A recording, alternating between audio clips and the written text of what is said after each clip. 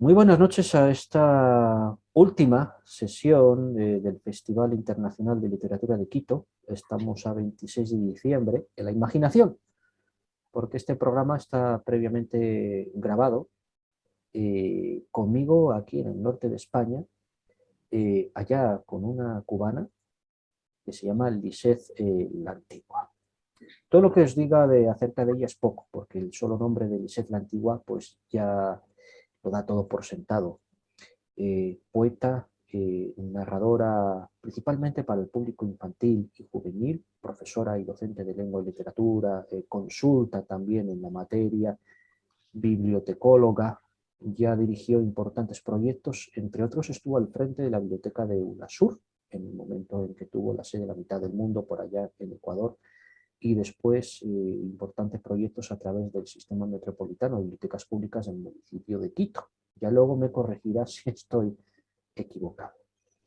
Y sobre todo autora de una cantidad de libros, cuentos, poesía, pues que por lo menos aquí, si tomo nota, rebasa con creces la cantidad de 16, puede que llegue a 20, porque esto necesita ser actualizado. Y además, allí vive su hermana, Janet, comparte con ella también proyección, actividad. Tiene una madre increíble, Mayra González. Forman un triunvirato, aunque cada una desarrolla allí su vida en Ecuador, el país que las ha adoptado, ¿no? Después de instalarse durante largo tiempo. Quiero que se presente ella, pero aquí vamos a compartir artesanalmente un vídeo donde la propia Lisette nos cuenta gran parte de su trayectoria. Y la verdad, como dice el dicho, no tiene desperdicio, sino todo lo contrario. Es un vídeo hermosísimo que hay que escuchar atentamente. Así que digámosle con cariño a Lisette, bienvenida de la mejor forma posible. Vamos a ver.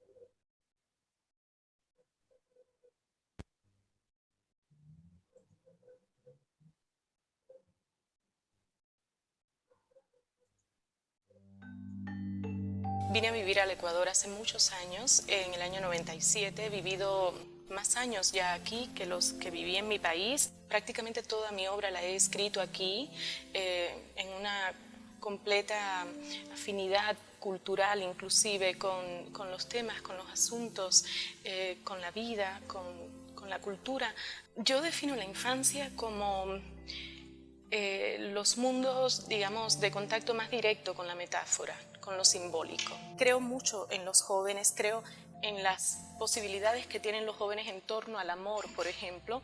Creo que como especie evolucionamos mal, que somos mejores para amar en la etapa de la juventud, cuando tenemos todavía la espalda más limpia de pesos y de cargas y de complejidades. Sin embargo, creo que con el paso del tiempo nos volvemos personas más complejas, más oscuras, más difíciles y más solas también. En mi primera novela, que se llama Y si viene la guerra, hay un personaje que se llama Eva, que es una mujer que escribe para niños. En verdad, Eva era la única escritora que escribía para niños en mi pueblo. Y Eva era una mujer que a mí me parecía muy linda. Y luego empecé a escribir poesía siendo una niña. Mi mamá se emocionó mucho, por lo cual dejé de escribir, ¿no? Dije, tampoco te emociones tanto, ¿ah? No, porque es que los niños enseguida perciben esas expectativas y esas presiones que el mundo adulto pone en ellos, ¿no? Y lo que hacía era leer, sobre todo. Y creo que tuve una adolescencia y una juventud difíciles en un contexto de crisis muy duro, muy difícil, y creo que me salvó la literatura. Leía a los rusos en mi adolescencia, leía sin parar, vivía tan metida en esos mundos que era un verdadero desastre, como el albatros de Baudelaire, que en la tierra es pues un ave muy torpe, ¿no? Entonces así andaba yo por la vida. Siempre digo que llevo en el alma y bueno, pues en el corazón La Edad de Oro de José Martí, porque crecí leyendo La Edad de Oro, pero recuerdo todas las lecturas que estaban en los libros de texto de cuando era niña. Recuerdo la adaptación de La Bella y la Bestia que había en el libro aquel y las ilustraciones que tenía. Yo me sentaba en la biblioteca escolar y y yo no salía de mi asombro. La verdad es que se producía mucho en Cuba y se sigue produciendo y se siguen agotando las tiradas, ¿ah? Y leíamos de todo. Luego fui descubriendo otros autores, por ejemplo, un clásico de clásicos que es Alicia en el País de las Maravillas, y Pippi Medias Largas de Astrid Lindgren, que sigue siendo para mí una obra referencial. Yo provengo más bien de la poesía, leí mucha poesía siempre y escribí poesía. Creo que es un género complejo, es difícil, todavía falta entender que la poesía vierte sobre un texto un valor que es lo que lo convierte o lo consigna como texto literario. Y yo tengo poesía para niños como de 2 edades, pero ninguna para adolescentes. Me tuve que situar en toda esa insatisfacción e incertidumbre que es la adolescencia también. Uno ya pasó por ahí y que quizá a esa edad no lo hubiera dicho de ese modo. Yo, por ejemplo, tengo como experiencia de narrativa de ese modo, me llamo 13. Es un libro en el que le hago homenaje a muchos de mis estudiantes que eran especialmente sensibles, contrarios a muchas de las cosas que son parte de la coreografía de la que ellos también pues, tienen que ser parte. Creo que me interesa la vida, es la temática esencial que me importa, ¿no? Me sigue interesando el amor, me sigue interesando la identidad, sí, la relación con las cuestiones esenciales, la irreverencia frente al mundo, los prejuicios sociales. Voy en mi proceso como escritora de manera un poco más afín con el azar, que es en sí la construcción de una obra. En un lugar llamado Corazón digo casi las cosas más importantes que yo he dicho en mi vida y que podría decir. Es una obra que disfruté mucho, que tiene una atmósfera que me gusta. Creo que a mí no se me da muy bien escribir para muy chiquitos, por lo tanto fue un ejercicio interesante para mí, pero al mismo tiempo la fantasía en esa historia me permitió jugar con una serie de puntos de vista y criterios que me parece que de otra manera no hubiese podido encauzar dentro de una trama, ¿no? Y Ecuador ha sido un país para mí extremadamente generoso y suscitador de motivos para escribir. Hay clásicos de la literatura ecuatoriana que conviene leer, ¿no? Pienso, por ejemplo, en El País de Manuelito, que he oído comentarios para bien y para mal de una obra que me parece clave, ¿no? Pienso también en la obra de Hernán Rodríguez Castelo, las grandes literaturas, los grandes países en cuanto a sus literaturas infantiles son en realidad países muy pequeños, países nórdicos que producen la mayor cantidad de traducciones y venta de derechos en el mundo. ¿A qué se debe eso? A que tienen un índice de lectoría de más de 40 títulos al año per cápita, bibliotecas públicas que permanecen abiertas las 24 horas. Se ha formado, se ha construido una demanda. Es lo mismo, si nosotros no usáramos zapatos, pues no existirían tiendas de zapatos, no se venderían. Pero entonces con el libro pasa más o menos igual.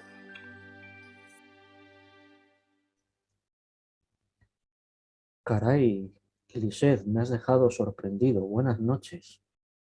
Buenas noches, Aitor. Gracias por tenerme en cuenta para este festival dedicado a la literatura y pues por traerme al presente esa entrevista que se grabó creo que en los últimos días de UNASUR, de la biblioteca de UNASUR, y, y bueno, pues ya ha llovido un poco desde entonces.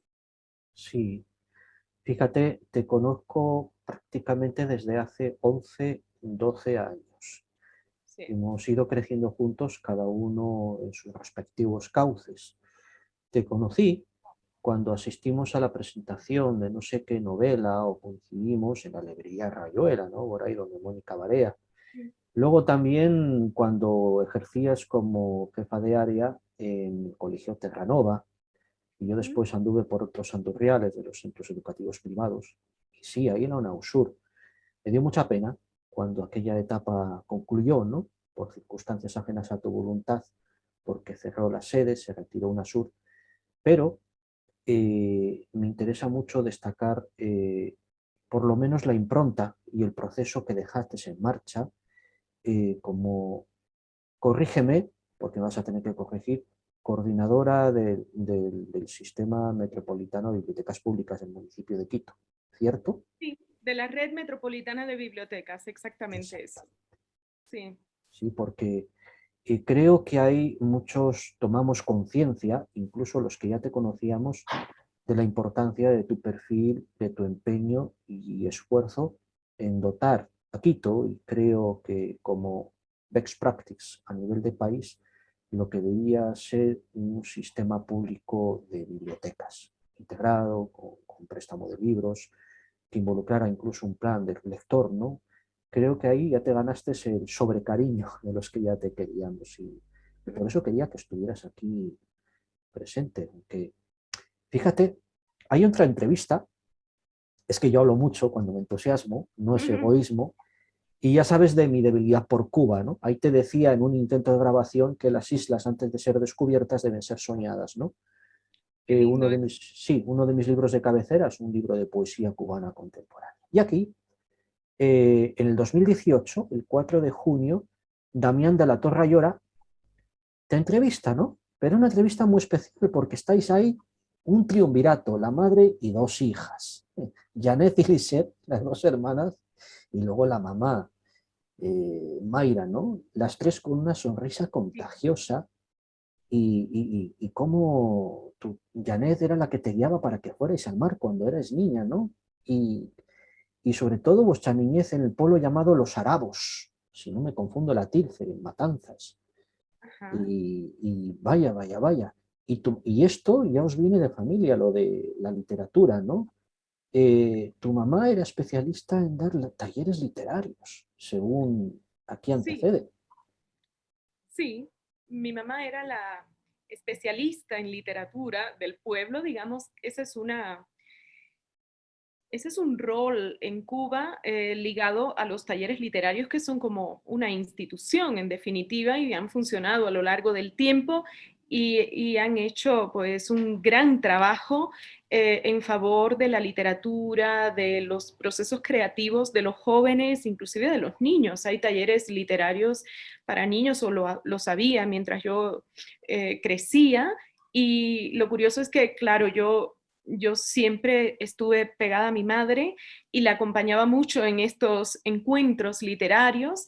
Eh, Su trabajo consistía en reunirse, además de otras cosas que hacía, en reunirse cada cierto tiempo con los escritores del taller del pueblo y en asesorarlos, escucharlos, pero entre todos se producía eso que se produce normalmente en el taller literario de por sí, que es ese, ese intercambio en el que todos pueden opinar y vamos desarrollando pues un criterio que permite hacer observaciones, acotaciones, que luego sirven para la propia obra. Es un ejercicio muy saludable. Yo siempre he creído mucho en el taller por eso mismo. Pero bueno, tenerlo en casa fue especialmente bueno porque nos acercó a la lectura desde muy temprano y nos acercó a gente muy linda también, muy sensible, que eran las personas que estaban en el taller literario de mi madre y que no era de mi mamá, era el taller literario del pueblo y a mi madre le tocó ser en esos años la directora de ese taller o la especialista en literatura, como se llamaba el puesto.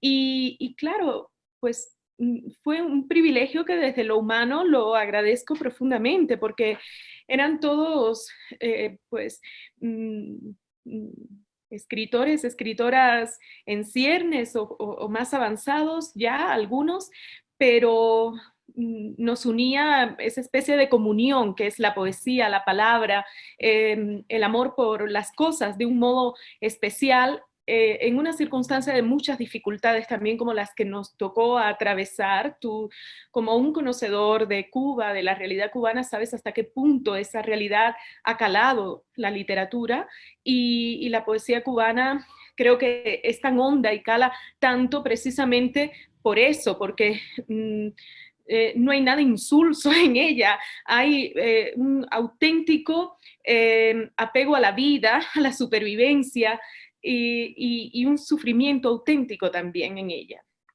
Aún te Entonces, decía que en Cuba se escribe como se vive, la canción de Hemingway de Lira.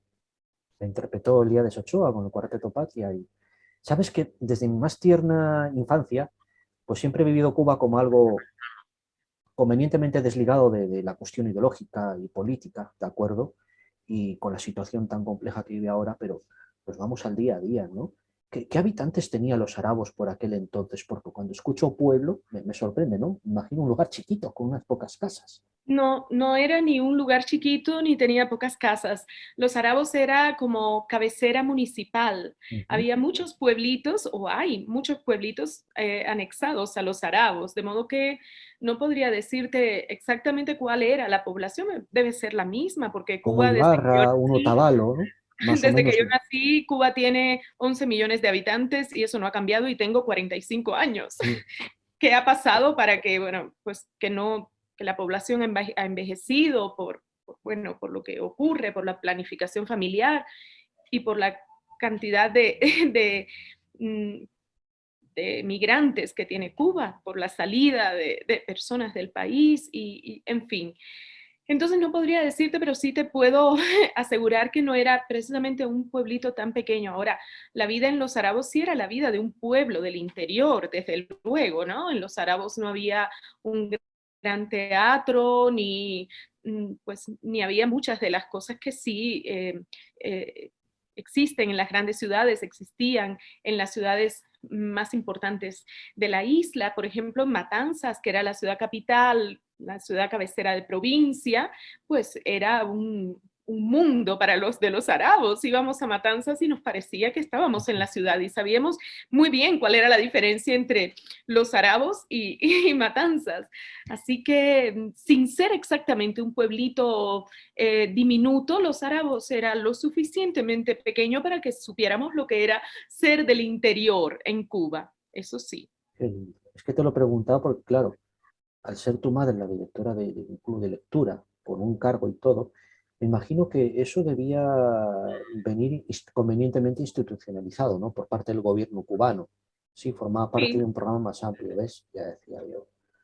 Y claro, has recordado en ese famoso vídeo de qué forma un libro de José Martí pues marcó muchísimo tu adolescencia. Yo quisiera saber si también Ismaelillo, porque es el libro por excelencia que he leído yo, ¿eh? claro, claro, claro. La poesía de Ismailí yo la leí ya siendo más joven, porque La Edad de Oro creo que es una de las primeras lecturas que tienen los lectores autónomos en Cuba. Los niños cuando ya pueden leer llegan a la Edad de Oro y como es una obra tan diversa desde el punto de vista de géneros y todo, pues entretiene mucho por mucho tiempo. Aparte de que es un referente desde el punto de vista del lenguaje, mmm, muy bello. Yo creo que si me enamoré más de la palabra en esos años iniciales de descubrimientos, pues fundamentales, se lo debo a la Edad de Oro.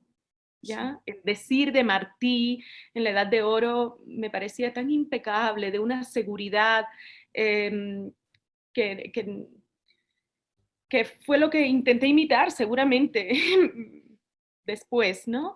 Entonces, pero Ismaelillo, desde la dedicatoria, hijo, espantado de todo, me refugio en ti, tengo fe en el mejoramiento humano, en la utilidad, en la vida futura, en la utilidad de la virtud y en ti. Si alguien te dice que estas páginas se parecen a otras páginas, bueno, no Ya sigo, sabía yo, pero tanto quise a Ismaelillo que recordé la dedicatoria, todavía la recuerdo, no la había vuelto a recordar en muchos años, ahora que lo mencionas, ¿no? pues que, claro, nombrar a José Martí es algo canónico, ¿no? Cliché. Quien no lo nombra parece que no es nadie. Pero fíjate, de la poesía cubana recuerdo yo, por ese timbre musical y esa facilidad para ser transformada en canciones para niños, o lo que fuera, Nicolás Guillén también, ¿no? Pero de Cuba, que debes tener tus recuerdos de autores cubanos que escribieran poesía o cuentos para niños, alguno que formara Sí, por parte de tu acervo. supuesto, muchos, muchos. Nercy Felipe, Dora Alonso, el propio Antonio Orlando Rodríguez, que es un Sí. escritor más joven, pero es que escribió mucho en Cuba y yo sí fui una niña ya en contacto con la obra de él. O sea, hay muy buena literatura en Cuba, como dices, sí, se producía mucho, se publicaba quizás siempre menos de lo que se producía porque era muy difícil también y luego esto se fue convirtiendo en una empresa cada vez más complicada por la crisis económica de Cuba, pero, pero crecí leyendo, yo hablo de la biblioteca escolar, creo en este video que acabas de pasar, Sí. pero claro, yo recuerdo mi sorpresa cuando leí El cochero azul de Dora Alonso. Uh, Yo no podía salir de mi asombro. Y luego hay que mencionar que Cuba publicaba muy buenos clásicos de la literatura para niños y jóvenes. En algunos casos quizá pues hacía directamente las traducciones. Entonces eran traducciones hechas para el contexto lector cubano y lingüístico. Eso era fabuloso, fabuloso porque te conectabas con la obra de un modo, pero pues incomparable. No es lo mismo leer traducciones de otros contextos hispanohablantes que del tuyo propio y mucho más a esa edad, ¿no? En la infancia. Entonces disfruté mucho de la lectura. La biblioteca del pueblo era muy buena en eso porque tenía... Bueno, pues las bibliotecas en Cuba estaban bien dotadas, llegaba todo lo que se publicaba y podías llevar los libros a casa para leerlos. Y también estaban a un precio siempre asequible en librerías y en casa siempre teníamos libros. También Cuba importaba mucha literatura de autores rusos. Entonces yo recuerdo libros inclusive troquelados para niños de autores rusos. Y yo recuerdo había uno en particular que se llamaba La Manopla, que era la historia, y era una manopla troquelada, negra, y recuerdo que pues los animales en el invierno se metieron dentro de esa manopla para sobrevivir. Es maravilloso porque a casi 40 grados de temperatura, estar frente a un libro en el que tienes la circunstancia de unos animales tratando de sobrevivir al invierno, al duro invierno, no puede haber un contraste más bello. Entonces yo recuerdo que disfrutaba mucho de todo eso. También recuerdo que en Cuba había algo prodigioso casi para, para la imaginación y para los ojos directamente desde el punto de vista estético. Y es que vendían unos rollos de historias que se llevaban a unas cintas que podíamos proyectar en un aparato llamado proyector, que era lo más parecido al cine, pero con imágenes fijas. Y yo recuerdo que nos encerrábamos porque había que provocar un ambiente de oscuridad casi total, y proyectábamos aquellas historias y eran casi todos cuentos rusos traducidos al español y eran, pero fabulosos. Entonces yo recuerdo cómo amaba la atmósfera de esos cuentos. Yo quería que mi casa pareciera, se pareciera mmm, a las casas de esos cuentos y yo recuerdo que trataba siempre de que hubiese como un ambiente de penumbra donde yo me encontraba y mi mamá todavía recuerda que yo prefería la luz de un foco amarilla a la luz blanca, por ejemplo, y era que, claro, yo inconscientemente buscaba siempre los rincones, los lugarcitos así, para seguir viviendo, prolongando la belleza del cuento y esto se perdió, ya no existen estos proyectores, no eran, ya te digo, era como leer un cuento proyectado en la pared y en realidad hacíamos lectura en voz alta, nos turnábamos para leer porque nos juntábamos muchos niños del barrio dentro del mismo cuarto solo para vivir la magia de aquel proyector que además emitía un calor que no puedo decirte lo que era. En esos ya 38 grados de temperatura, todos encerrados, sudando, muriéndonos, pero viviendo la magia de eso. Entonces teníamos la literatura no solo en los libros, los teníamos en ese fabuloso distractor. Un distractor que vino de mucho tiempo atrás porque mi padre tuvo un proyector y nos lo heredó y después nos compraron uno que era ruso. Y era ya un proyector moderno que era igual al anterior, igual al de mi padre, pero era moderno. Entonces, eso. Que ahora yo he hablado mucho, Aitor. Sí, no, es que yo me entusiasmo cuando escucho, me está recordando esa película italiana, Cinema Paradiso. ¿Mm? Entonces, eh, y como también he leído tu poesía, porque dices sí, que prioritariamente te has dedicado a escribir para un público específico, ¿no? Desde el punto de vista etario, pero tú también tienes poesía para adultos, o al menos eso me da a entender, porque yo te conocí a través del blog Los trenes se demoran, ¿sí? Y es magnífico. Sí, Ya me yo recuerdo. tengo, pues, la verdad es que yo no estoy casada con un grupo etario. Sí, Lo que pasa sí, es que he escrito para niños y jóvenes desde hace muchos años y creo que me he vuelto un poco más visible sí, por ello. Sin embargo, yo comencé me consta. escribiendo poesía y pues aquí tengo algunos de los libros de poesía que he publicado.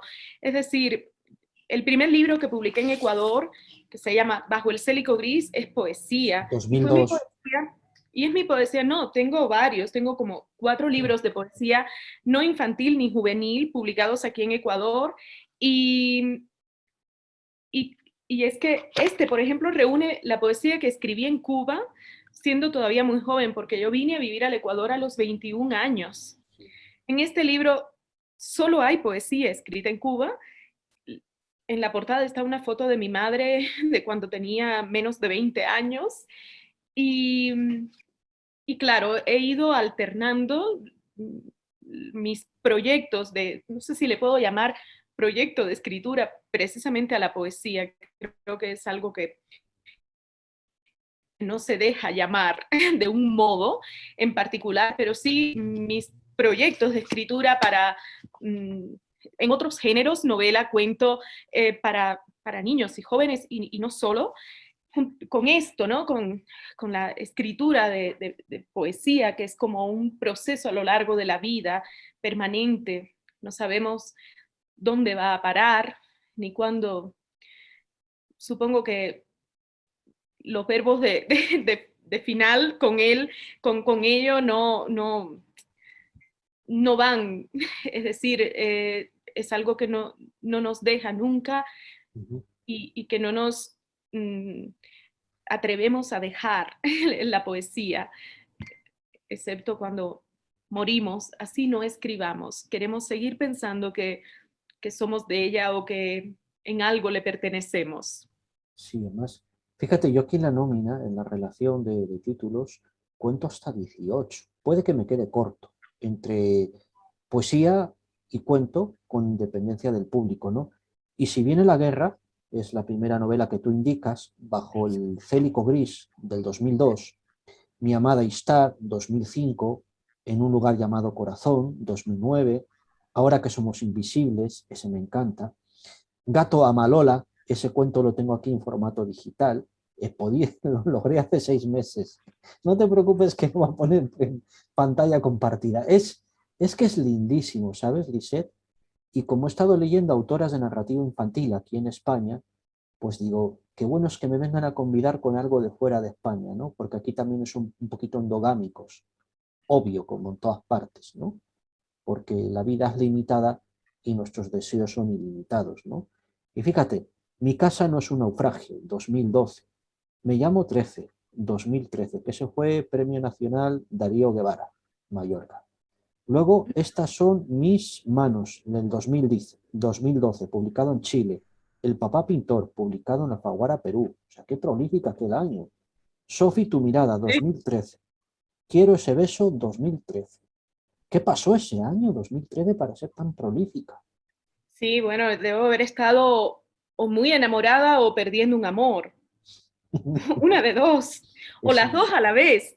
sí, sí, Bueno, sí. sí, fue un año pródigo, digamos. Ajá. Todos los libros que he mencionado, alguno de ellos, porque no sé, yo los he enumerado, digamos, indiscriminadamente, ¿no? Sin distinguir si son poesía, si es novela, si es un compendio Hay de novela, cuentos. hay poesía, hay cuentos, te faltan algunos, no importa, hay más. Sí, sí. Pienso, Princesa Kochi, aquí 2017, ya. Metrópoli y otros muertos, 2017, Ancla, 2017, El libro de Lila, 2017, y ahí se me acabó la partida de Sí. ajedrez porque ha sido Creo que ahí publicado. viene A comer, un libro que no tengo siquiera en casa, Sí. pero que es un proyecto precioso con Marco Chamorro y Alice Busset, su esposa, su pareja. Ujú. Ellos hicieron unos grabados maravillosos para este libro, que es un libro en el que yo llegué a ser parte casi por casualidad, porque en realidad es el proyecto de Esteban un chef ecuatoriano que recopiló recetas de cocina y a la par fueron enlazando cada receta con un mito o una leyenda de distintas regiones del país.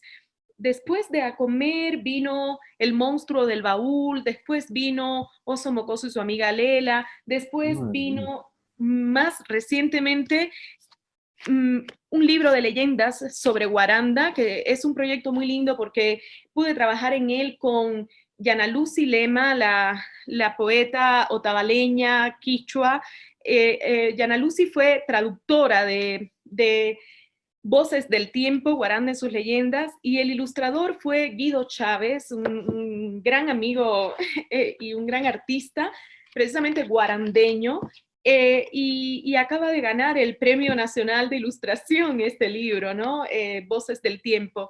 Así que es lo más reciente, lo demás han sido proyectos de escritura más puntuales ligados al quehacer de Girándula, que sabes tú que publica anualmente cuentos, antologías y mini libros que son para el maratón del cuento o determinadas fechas. Entonces, por pedido de ellos he producido algunos cuentos que para mí tienen mucho valor, porque este ha sido un tiempo muy difícil, Aitor, como tú sabes, yo he tenido que hacer un alto en mis propios proyectos y dedicarme a la supervivencia como casi todos los Sí. creadores de este mundo.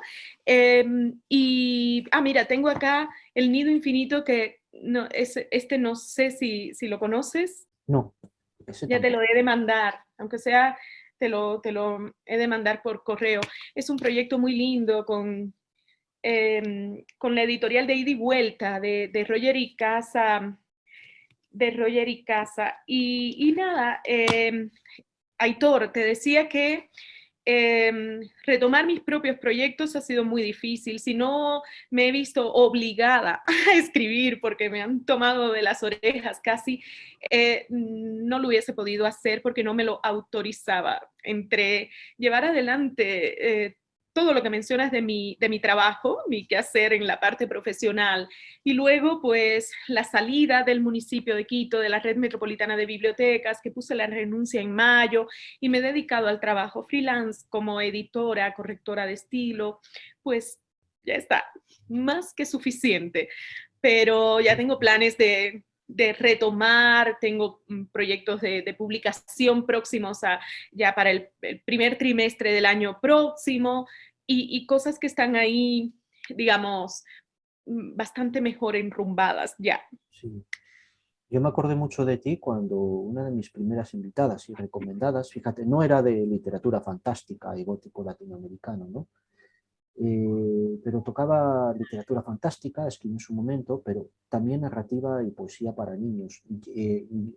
Gilla Talarico es de nacionalidad chilena, pero afincada en Santa Cruz de la Sierra desde la infancia, ¿no? Entonces ella pues salió del país a Europa por motivos de estudio y no pudo regresar a Chile por el tema de la dictadura. A mi juicio ha sido una de las primeras autoras sudamericanas en incorporar la temática de la dictadura, de los regímenes dictatoriales, a la narrativa para niños. Y Mira, le salió una novela hermosísima, ¿sabes? Porque es la amistad entre dos niños cuyas uh-huh. respectivas familias, pues bueno, Uno de ellos creo que era hijo adoptado, pero evidentemente robado a alguno de los represaliados en la dictadura chilena. Y de ahí Ya. sale ese conflicto y mi interrogante en la cabeza, ¿no? ¿De qué forma se puede hacer reflexionar a los niños sobre lo que es una dictadura, ¿no? Entonces, eso ha generado toda una línea de acción, ¿no? Por parte de los autores, y algunos tienen hasta cuentos. Estuvimos recordando un cuento de Jorge Edwards, ¿no? Tiene un cuentecito sobre la dictadura.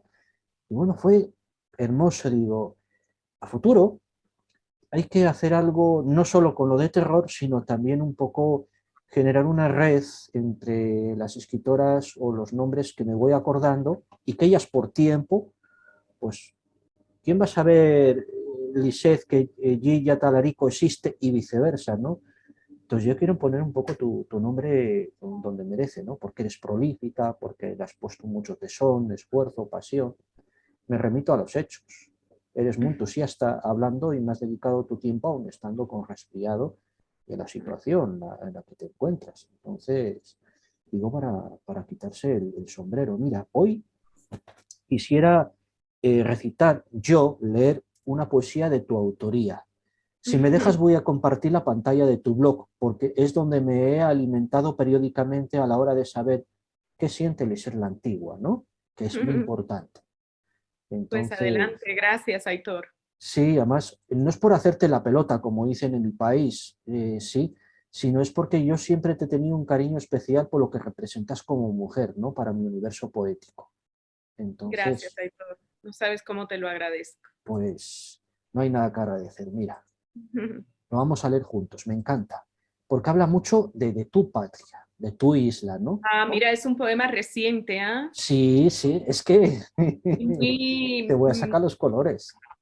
sí. Dice, voy a rasgarte, patria, hacerte añicos. Lo más grande de ti ya no será visible, ni rastro del almácigo de abuela, ni tus montañas, ni el ferrocarril. Han de seguir en ti, pero invisibles. Las mareas allá lo han perdido. De las palabras aquí, lo tan ganado, no quedará del muro ni diciembre. Tu lecho será el mar. En fin, voy a pedirle a Usun que sople el borde de la ventana andina de esta tarde, y ella soplará porque te ama, aunque al llorar le cantes a derrumbe, a balcón del principio, andamio roto. No faltará quien al mirar la nada pregunte por la isla. Somos un archipiélago, dirán tus fragmentitos. Y seguirán gritando lo que arde, una devolución de las ofrendas, de los viejos guiones, de lo opaco. Gritos enteros, libres. Gritos, gritos. Ellos dirán de sí, la gloria somos, y tus fragmentos cantarán más alto. Qué desazón oír el estribillo. Se van a incomodar los pies de ancla, los bien nacidos, los aquí seremos, aunque sean tan pocos y no puedan contarte nuevamente de contado. Serás una llovizna de otro nombre, de poesía azul por ambas caras. Rasgada así, serás grito o del grito, grito continuo de la amplitud salvaje. Que vengan a apresar tus pedacitos, que vengan a decirles que se callen.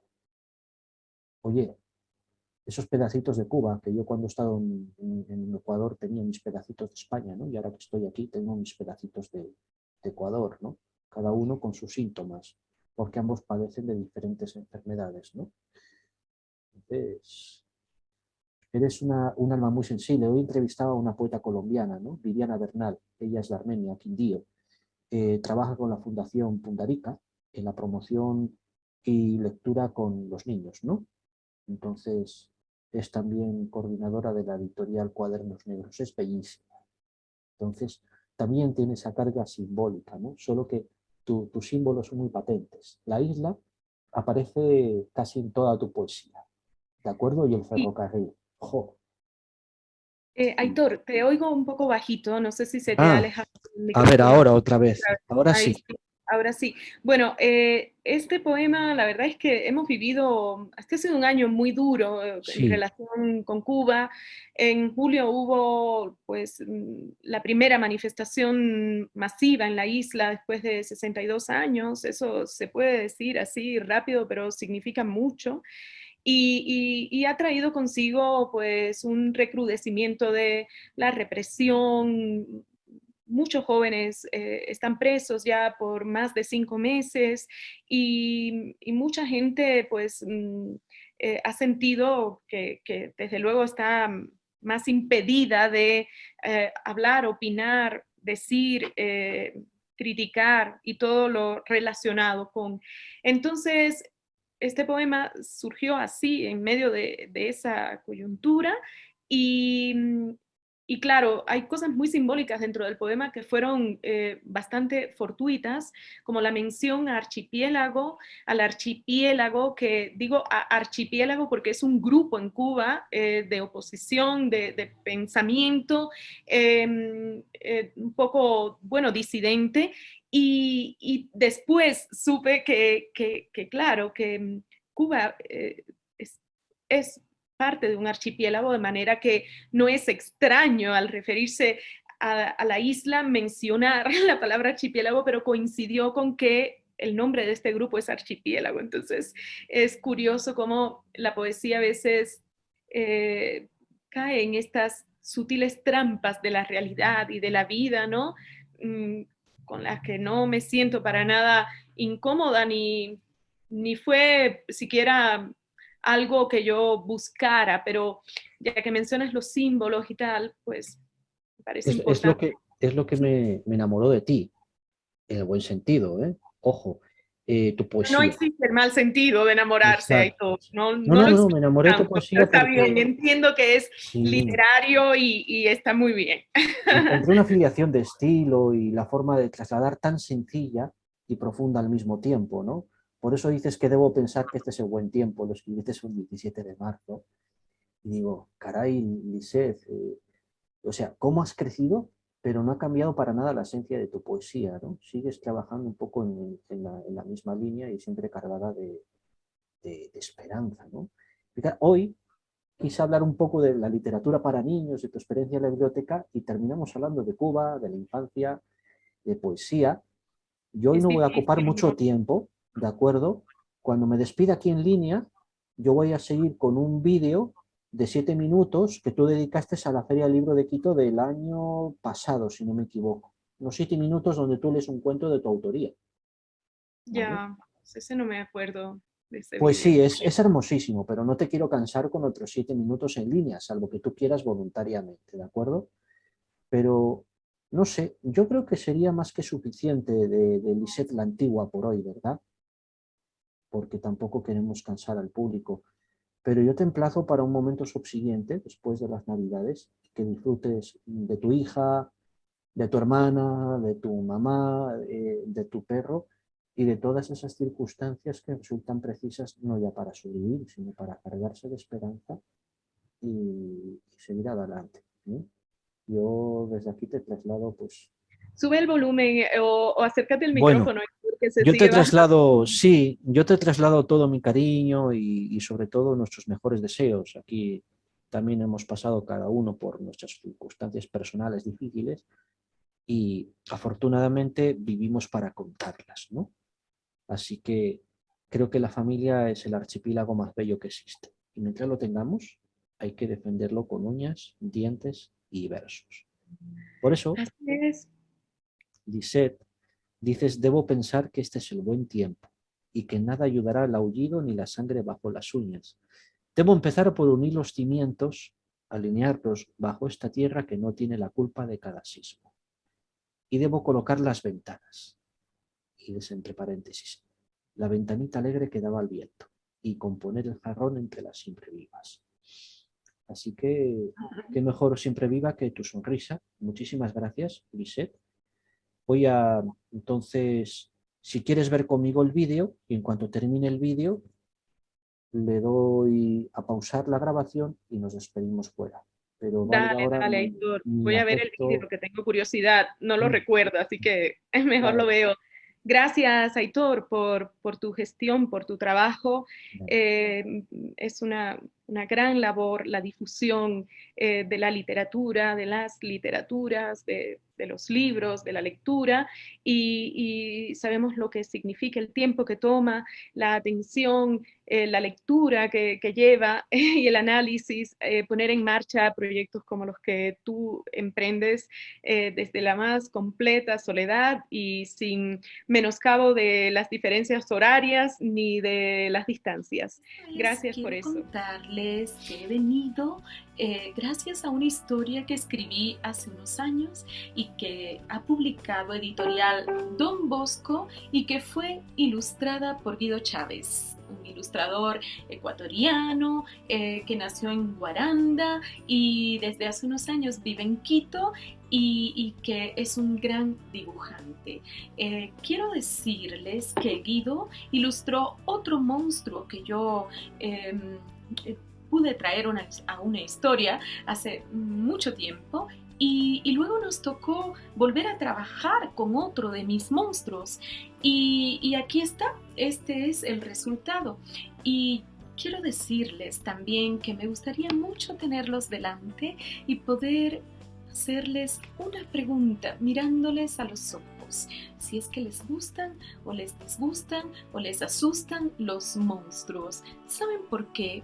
Porque solo así, viéndoles a los ojos, sabré si me van a contar una verdad a medias o una mentira a medias y creo que sería muy divertido poder conversar de esto que es parte de lo que a todos nos gusta más o menos tratar de entender, porque a veces los monstruos representan nuestros miedos y a veces no, a veces representan también todo aquello por lo que otras personas nos temen también a nosotros.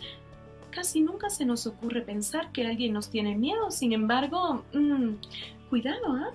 A veces sí, a veces también nosotros asustamos a los demás y eso es lo que quise contar en El monstruo del baúl y mejor les leo la historia, ¿sí?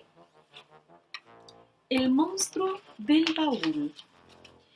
Esta es la historia de un baúl muy viejo, uno de aquellos en los que las princesas escondían sus cartas. Los piratas amontonaban sus tesoros y las brujas guardaban los ingredientes de sus brebajes.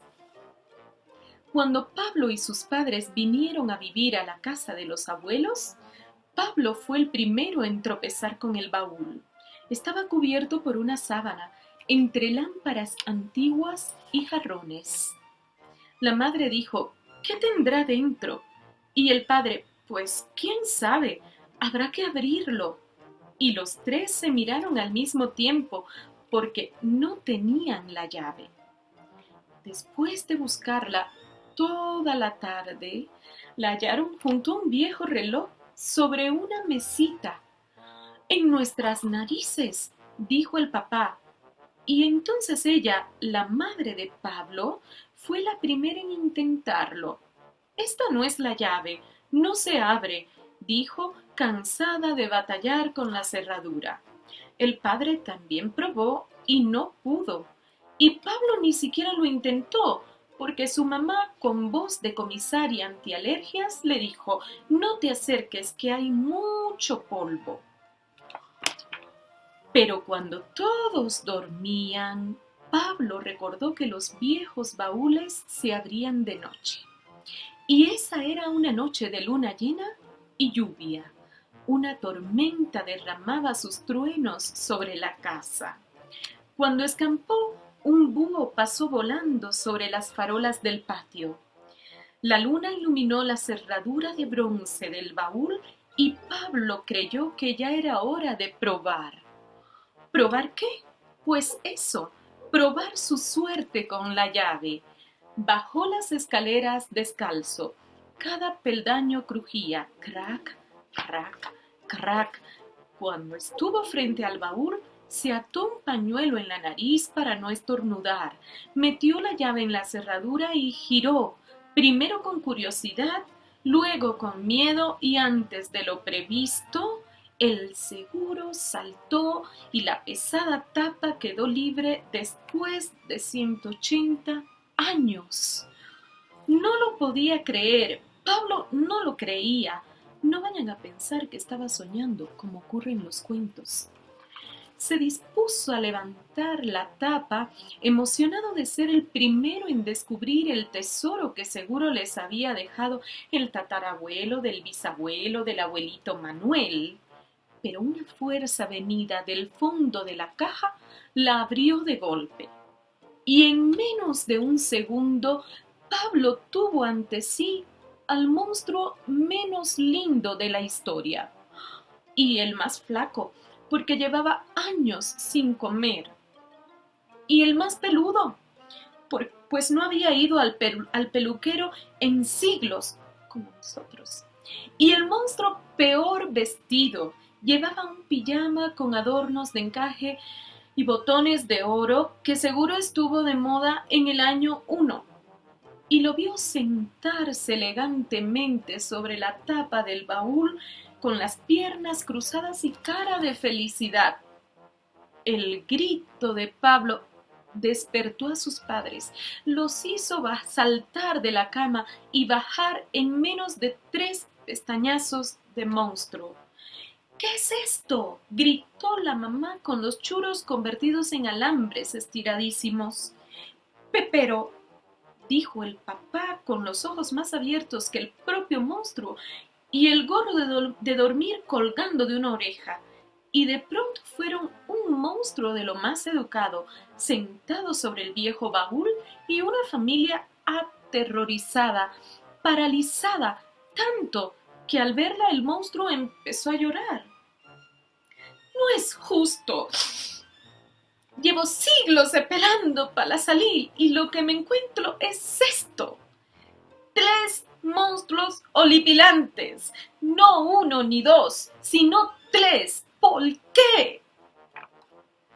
A la mamá le dio pena y corrió a buscar la peinilla para bajarse los rizos. El papá se acomodó el gorro de dormir y achicó los ojos.